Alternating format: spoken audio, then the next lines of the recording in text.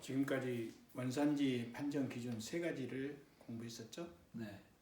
첫째가 세번 변경 기준, 두 번째가 부가가치 기준, 주요 공정 기준 있는데 원래 세 번을 아까 무슨 코드라고 그랬어요? HS 코드라고 그랬죠. 네. HS 코드는 원래 그 HS 코드가 만들어지기 전에 두 가지 그 코드를 만드는 목적이 있었다 그랬죠. 하나는 관세를 징수하기 위해서 필요했고, 그다음에는 무역 통계를 위해서 필요했다 그랬죠. 그 두 개를 통합해 놓은 것이 HS 코드예요. 그렇죠? 네, HS 코드는 주로 어떤 식으로 분류 원칙이 어떻게 됐다고 그랬어요? 큰 분류, 그 품목 분류하는 원칙이 제일 처음에 재료별로 하고, 그 다음에 용도별로 하죠.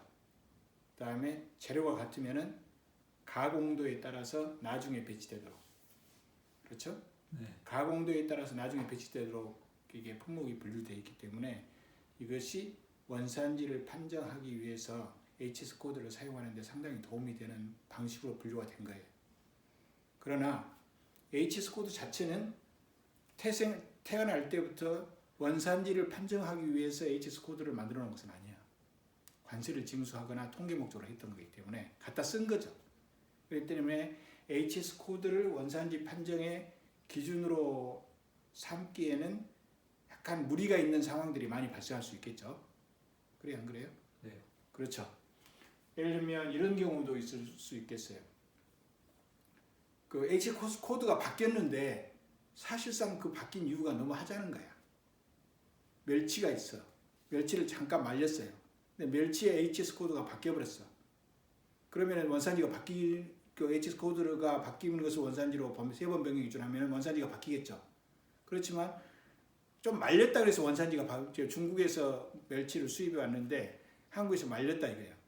그래서 이거 중국산이고 한국산이라 이렇게 해버린 것은 좀 실질적으로 좀 어폐가 있잖아요. 네. 네? 그래서 이런 것들은 문제가 있을 수 있다 그 말이죠. 이런 것을 뭐라 하냐면 불인정 공정이라고 그래요. 불인정 공정. 그래서 그 세 가지 그 원산지 판정 기준이 좀 너무 엄격하거나 좀 무리하다, 그런 상황들이 많이 발생할 수 있기 때문에 그것을 보완해 줄 수 있는 원산지 결정 기준이 필요한데, 그것을 보충적 원산지 결정 기준이라고 해요. 보충적 원산지 결정 기준이라고 해요. 여러 가지가 있어요. 하나씩 봅시다. 첫째, 미소 기준이라는 게 있어요. 미소 기준. 미소란 말은 무슨 말이냐면 스마일이 아니고 아주 작다는 말이에요. 미소 기준. 그것을 또는 최소 허용 기준이라고 해요. 자, 원산지 판정은 국내산이냐 아니 우리가 한미 FTA라면 한국산이 아니냐를 판정하는 거죠. 그렇죠? 근데 한국산이 아니냐를 판정하는데 원재료가 한국산을 중국산을 같이 쓸 수 있겠죠. 중국산을 써서 이렇게 원재료를 써서 이렇게 하는데 이것을 가지고 이제 미국으로 수출하는 거예요. 그런데 이 중국산이 HS 코드가 여기 이것은 이제 재료인데 최종재가 되는 거죠. 최종재를 여기서 이 중국산이 HS 코드가 안 바뀐단 말이야. 안 바뀌면은 이것을 한국산을 볼 수 있어요, 없어요? 이것이 이 중국산이 고집을 부려버려. 그러면은 한국산을 못 본다는 말이죠. 그렇죠? 네. 한국산 못 봐. 그런데 이 중국산으로 이 코드가 안 바뀌었는데 이것이 전체에서 차지하는 비중이 한 1%밖에 안 돼. 근데 100 중에서 1밖에 안 되는 것이 코드가 안 바뀌어갖고 한국산이 못 돼버려. 이런 것은 좀 무리하잖아요. 그렇죠? 이런 경우에는 너무 안 바뀌어서 한국산이 못 됐는데 그 비중이 너무 적다는 말이야. 그럴 때는 굳이 안 바뀌더라도 이것을 무시를 해버리자고 말이야. 작으니까 무시를 안 하면은 이거 한국산이 될 수가 없어. 그러나 무시를 해버리면은 한국산이 될 수 있다. 그러니까 무시할 수 있는 최소 한도를 정해줘. 그러니까 그거 이하면은 무시해버리자 그 말이죠. 이것을 뭐요? 미소 기준, 미소. 아주 적은 경우에는 아주 미소한 경우에는 코드가 안 바뀌더라도 그것에 의해서 한국산으로 인정이 안 되도록 하지 않는다 그 말이죠. 인정이 한국산이 되도록 인정한다. 이것을 최소 허용 기준이라고 그래요. 오케이? 네. 합리적이잖아요. 합리적이죠? 그렇죠? 이것은 근데 조금 이해하는 데는 이것을 이해하는 데는 좀 복잡함이 있어요. 첫째, 이걸 이해하기 위해서는 한국산하고 중국산 재료를 써서 제품을 만들었는데 중국산이 계속 HS 코드가 안 바뀌면 이거다 최종적 코드와 중국산 코드가 동일해 버리면은 이것은 원산지가 안 되는 거죠. 그런데 원산지가 안 되는 것이 맞아. 세번 변경 기준에 의해서. 그러나 이 비중이 너무 작아 버려요. 별거 아니야. 그러면 안 바뀌더라도 무시해 버리자. 그래서 미소한 경우에는 세 번이 안 바뀌더라도 그걸 무시해 버리자. 이것이 미소 기준이고 또는 최소 허용 기준이라고. 알겠어요? 네. 그 합리적이냐 합리적이지 않냐만 좀 생각을 하면 돼요. 그다음에 그 한미 FTA에서 자 한국하고 미국이 있어요. 한국하고 미국이 있는데 자 그래서 이제 미국으로 수출하는 거예요. 미국으로 수출하는데 그 원재료를 한국산은 한국산으로 한국산이 되는데 도움이 되죠. 한국산 원재료는 도움이 되는데 미국산 원재료를 쓰면은 이것은 영내로 봐야 돼. 한국산하고 같이 봐야 돼. 아니면 한국산이 아닌 걸로 봐야 돼. 미국산 원재료를 썼단 말이야. 그래갖고 미국으로 수출해. 그러니까 한국산 원재료하고 미국산 원재료를 써서 제품을 만들어 가지고 미국으로 수출해. 근데 미국산 원재료를 한국산이 아니기 때문에 중국산하고 같이 봐야 되냐? 아니면은 한미 FTA를 체결했기 때문에 우리 같은 한국산으로 봐줘야 되느냐? 어떻게 생각해? 미국산 원재료를. 이것은 한국하고 미국의 FTA를 체결했단 말은 이것은 거의 같은 국가로 본다는 말이에요. 그것을 같은 국가라는 게 영내라고 해요. 영내. 예? 같은 지역 내라는 말이에요.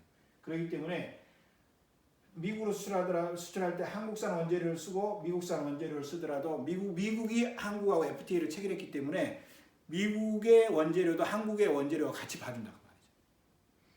그것을 그 흡수 조항이라고 해요. 흡수 조항.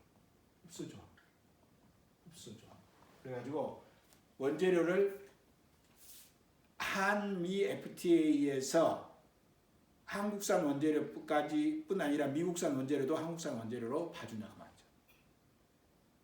이해가 됐죠? 네. 오케이? 그것이 어떻게 보면은 그 흡수 조항이에요.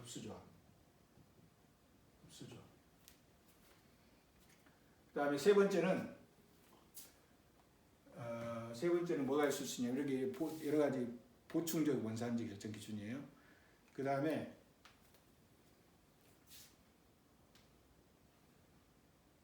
대체 가능 물품이라는 게 있어요. 대체 가능 물품.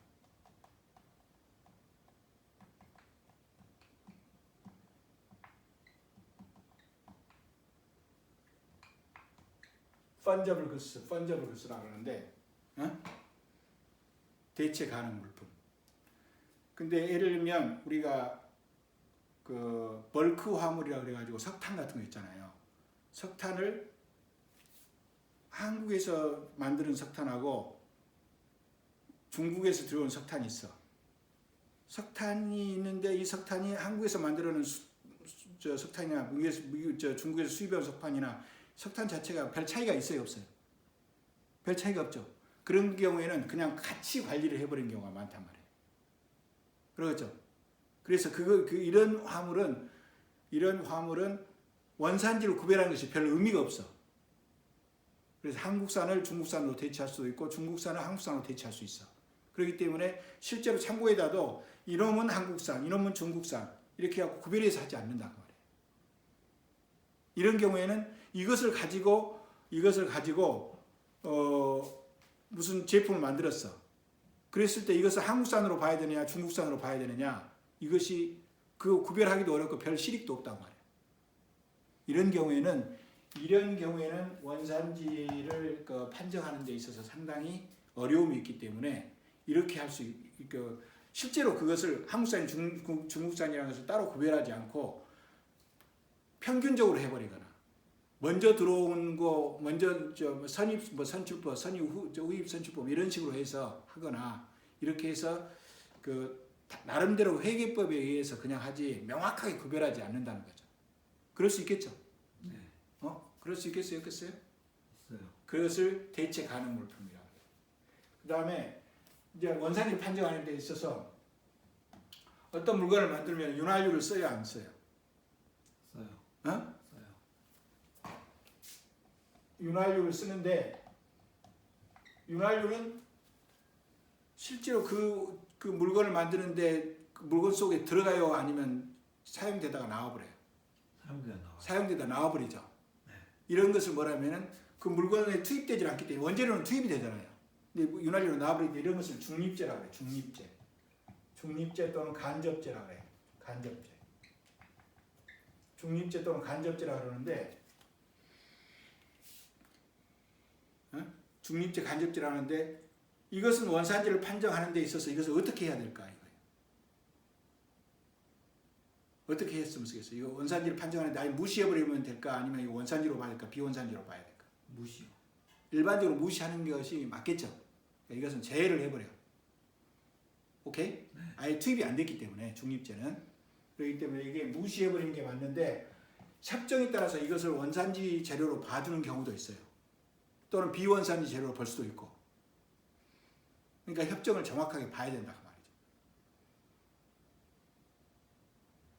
중립제, 간접제 좀 이해가 돼요? 네. 그 다음에 또 뭐가 있냐면은 중간제가 되는 경우 있어요. 중간제가 예를 들면 최종제를 만드는데 중간제가 들어가는 거예요. 이 중간제가 원재료가 한국산하고 예를 들면 중국산이 따로 있어. 중국산이 따로 두 개로 다 돼 있어. 이게 최종제인데 이것을 한국산과 중국산이 따로 있으면은 이것을 합쳐서 한국산, 중국산을 따로 구별하기 어려워요. 그럴 때는 어떻게 하냐면 이것을 한국산으로 봐버릴 것이냐 아니면 중국산으로 중간제 중국산으로 봐버릴 것이냐 이것들도 중요한 문제가 된다는 거예요. 오케이? 한국산으로 볼 것이냐 중국산으로 볼 것이냐. 그러니까 모두 다 한국산으로 봐버리면 원산지를 우리가 FTA 효과가 더 커지죠. 그렇죠? 또 안 그러면은 한국산으로 안 봐버리면은 오히려 FTA 효과가 더 작아진다. 오케이? 네. 이제 이런 것들도 있을 수 있고 그 다음에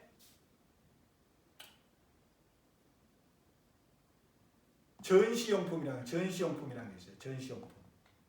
전시용품은 예를 들면 우리나라가 태국에다가 전시를 하기 위해서 물건을 보냈어요. 거기서 팔기도 하고 샘플도 하기 위해서 팔기 위해서 보냈는데 전시회에서 물건이 안 팔렸어. 그럼 안 팔린 물건을 다른 데 팔로가 생겼어. 그래서 거기서 바로 미국으로 보내버려. 그럼 그 물건은 처음에 원래 미국으로 가면 원래 한국에서 한미 FTA가 제로이기 때문에 원래는 직접 운송 원칙에 의해서 한국에서 바로 가야 되거든. 물건이. 근데 전시회에 갔다가 안 팔린 것을 보냈을 때는 어디를 또 경유해서 간 거예요? 태국을 경유해서 갔죠. 그러니까 전시회 물품은 그럼 원산지로 인정해야 될 것 같아? 인정 안 해야 될까요? 인정 안 해야 돼요. 왜? 태국에서 만든 거 아닙니까? 태국에서 그러니까 우리 한미 FTA 인정해야죠. 원래는 한국에서 바로 갔으면 되는데 태국에 전시 물품으로 갔다가 거기서 안 팔려서 미국으로 갔어. 그러면 그걸 인정해야 될까? 안 인정하지 말아야 될까? 한국산으로. 인정해야 돼요. 인정해야 된다고 생각해요? 네. 그럼 이것은 그러니까 기본적으로 인정하는 것이 대부분 원칙이에요.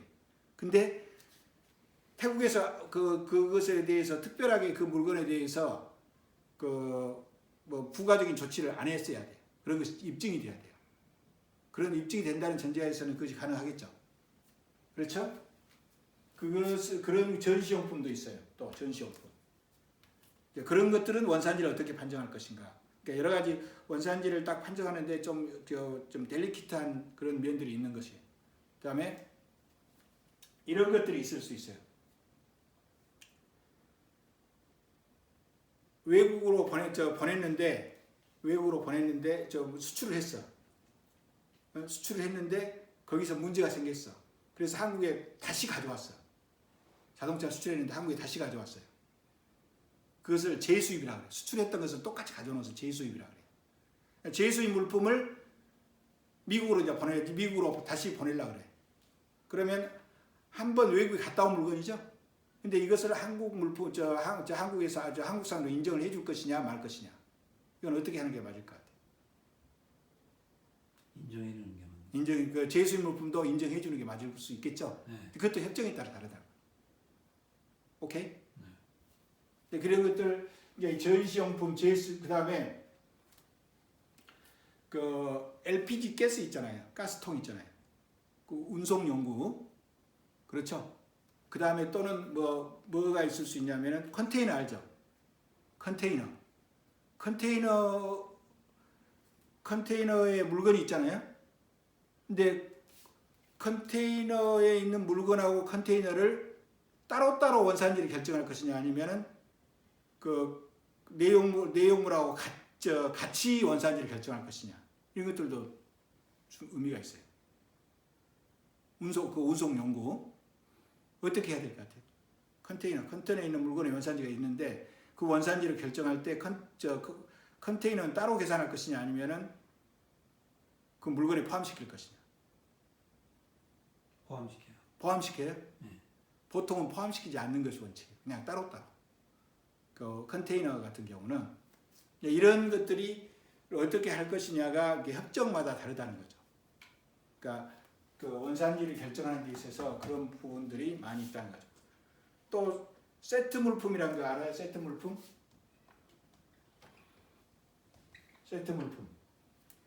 그 물건들을 여러 개의 물건이 있는데 그 물건들을 세트로 딱 만들어 놓은 거예요.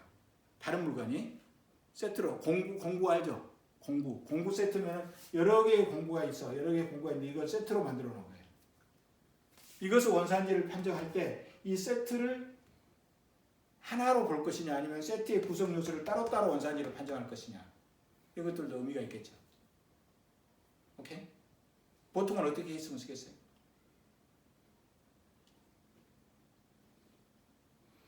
따로따로 가야 될 것 같아? 통째로 가야 될 것 같아? 따로따로요. 따로따로? 네. 이런 것들도 협정에 따라서 많은 차이가 있어요. 그래서 그 보충적 원산지 결정 기준에는 이런 여러 가지 다양한 것들이 있다는 것을 그것에 따라서 여러 가지 상황이 발생할 수 있다는 것을 협정에 따라서 다르니까 협정을 봐야 된단 말이죠. 그렇게 해서 원산지가 결정이 되는 것이다. 이것을 무슨 원산지 결정 기준이라고 한다? 보충적 원산지 결정 기준이라고 한다. 알겠어요? 총 몇 가지 있어요? 보충적 원산지 결정 기준? 6가지요. 첫째는 미소 기준, 두 번째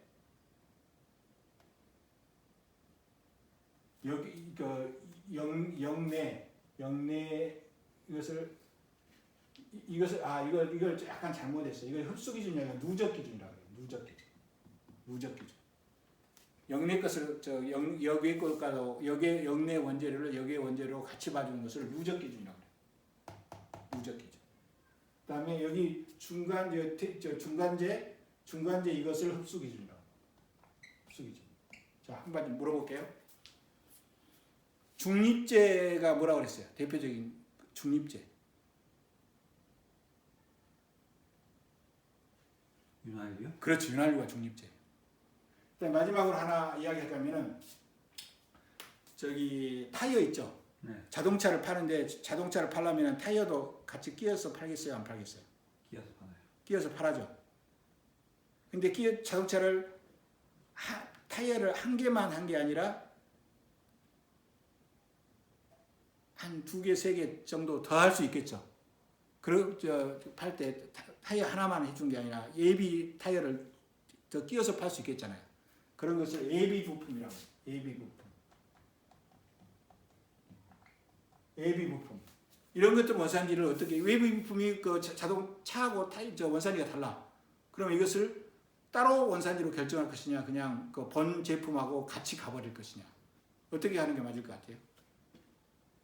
따로요. 따로. 근데 보통은 본 제품하고 같이 가버린다. 그 다음에 공구 같은 경우는 공구를 물건을 만들 때 공구를 쓰잖아요. 이 공구는 어떤 식으로 처리할 것이냐, 이런 것들도 보충적 원산지 결정 기준에서 고려해야 될 사항들이다. 오케이? 자, 그래서 우리 이제 보충적 원산지 기준을 이야기하면은, 자,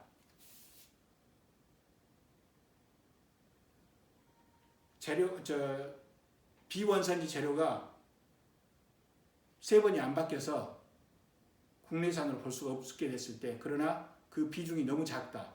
그럴 때는 무시해버리자. 그게 무슨 기준이라고요? 대칭하는. 미소 기준. 미소 기준. 이게 하도 여러 가지라 좀 헷갈리죠? 네. 오늘은 여기까지 하겠습니다.